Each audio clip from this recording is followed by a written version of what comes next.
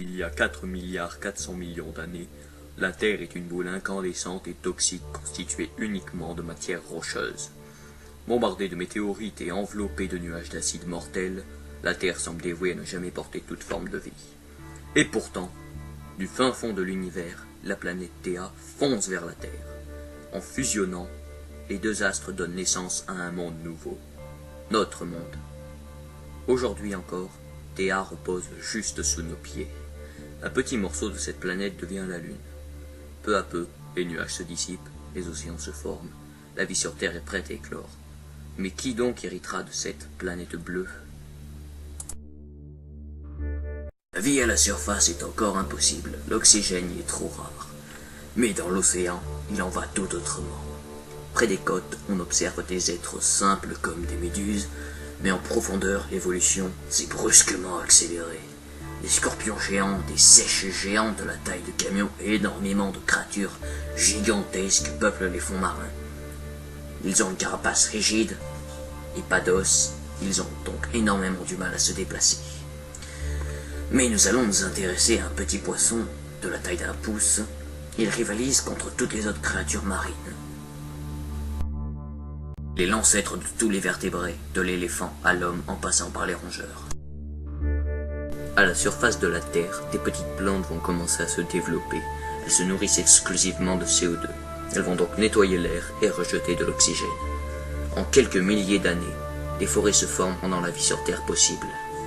D'ailleurs, notre ancêtre s'est hissé à la surface et est désormais un reptile ressemblant à un lézard. Il est la proie encore et toujours des invertébrés, aussi appelés à cette époque insectes géants. L'oxygène ultra présent dans l'air les a brusquement fait grandir. Il y a ainsi des araignées de 1 mètre qui chasseraient des chats si elles existaient encore aujourd'hui. Il y avait aussi des libellules de la taille d'un aigle.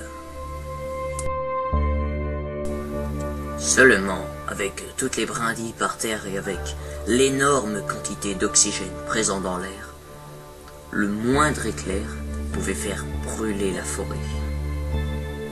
Et, dans ces conditions, c'est le reptile qui fuit qui survivra, tandis que les grands invertébrés qui se cachent en espérant ainsi se sauver périront.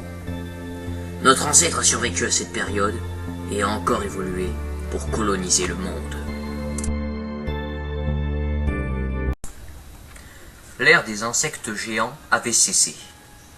L'oxygène présent dans l'air reprit des proportions normales. Le climat commençait à se réchauffer petit à petit et les forêts disparurent peu à peu. Notre ancêtre évolua et grandit jusqu'à 50 fois sa taille. Les insectes carnivores d'hier étaient le repas de l'ancêtre aujourd'hui. Sa crête sur le dos contient énormément de vaisseaux sanguins lui permettant de réguler sa température. Lorsqu'il a froid, il met sa crête dorsale au soleil. Lorsqu'il a chaud, il va à l'ombre. Notre ancêtre s'était parfaitement habitué à sa nouvelle vie et pullula. En quelques centaines d'années, ils recouvrirent tous ensemble la surface de la Terre. Mais les pluies cessaient, la chaleur montait et une terrible catastrophe se préparait dans l'ombre pour mettre la vie à rude épreuve.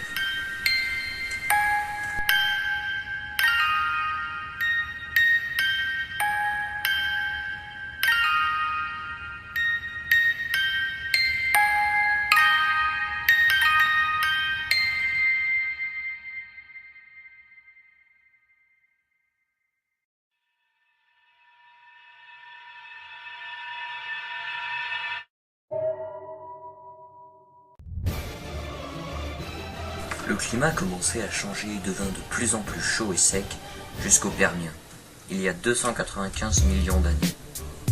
Cette période fut la plus destructrice de toute l'histoire de la Terre.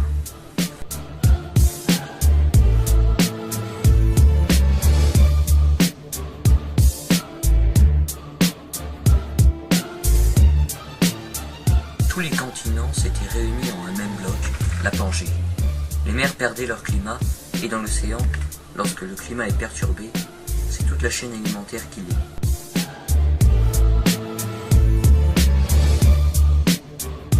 La disparition des petites créatures qui ne survivaient qu'en eau froide fit disparaître celui qui s'en nourrissait, et ainsi de suite. Au total, 95% des espèces marines disparurent. En surface, il n'y a plus de point d'eau. Les derniers se trouvent à des centaines de milliers de kilomètres de distance, et ils ne duraient jamais plus d'1 an. Rien pour alimenter les lacs, il n'y a pas de pluie pendant des milliers d'années, et très peu sur des millions d'années. Dès qu'un point d'eau était découvert, tout un troupeau venait dessus et le vidait entièrement. 70% des espèces terrestres disparurent. La vie aura énormément de mal à se reformer. Heureusement, elle survécut.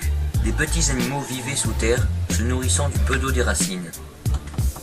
Ces petits êtres étaient ultra résistants et ils purent recoloniser le monde.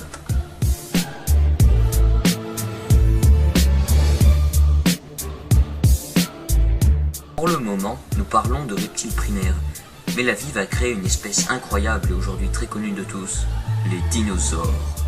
Tout commença avec une nouvelle sorte de lézard, le Pacteria.